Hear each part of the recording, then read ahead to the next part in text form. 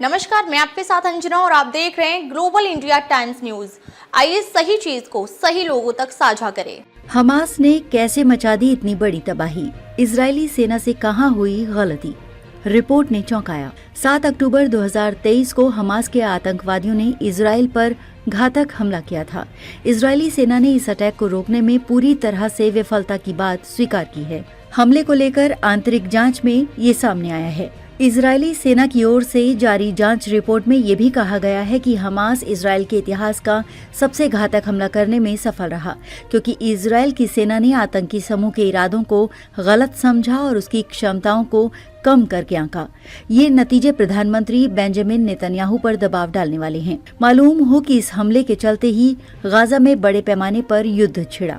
कई इजरायली भी मानते हैं कि 7 अक्टूबर की गलतियां सेना से आगे तक फैली हुई हैं।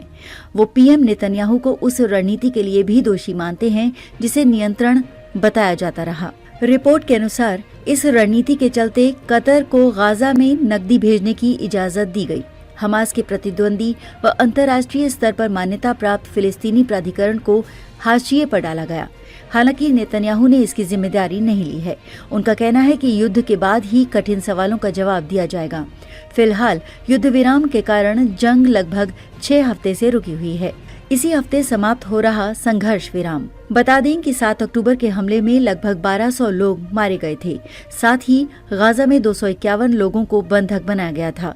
पीड़ित परिवारों सहित सार्वजनिक दबाव के बावजूद नेतन्याहू जांच आयोग के गठन की मांग को खारिज करते रहे हैं।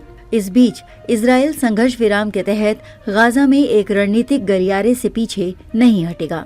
इजरायल के इस फैसले से संघर्ष विराम को लेकर हमास और प्रमुख मध्यस्थ मिस्र से संकट उत्पन्न हो सकता है। कुछ घंटे पहले हमास ने 600 से अधिक फिलिस्तीनी कैदियों की रिहाई के बदले में 4 इजरायली बंधकों के शव सौंपे, जो कि संघर्ष विराम के पहले चरण की अंतिम नियोजित अदला बदली है।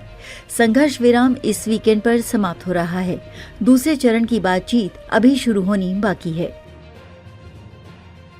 बस इतना ही, फिर मिलते हैं एक ऐसी ही बड़ी खबर के साथ। तब तक के लिए नमस्कार और देखते रहिए ग्लोबल इंडिया टाइम्स न्यूज। अगर आपको वीडियो पसंद आया हो तो लाइक करें व शेयर करें। ऐसे लेटेस्ट अपडेट पाने के लिए बेल आइकन प्रेस करना ना भूलें। अगर आप हमें फेसबुक या फिर इंस्टा के माध्यम से देख रहे हैं तो हमारे पेज को फॉलो जरूर करें। धन्यवाद।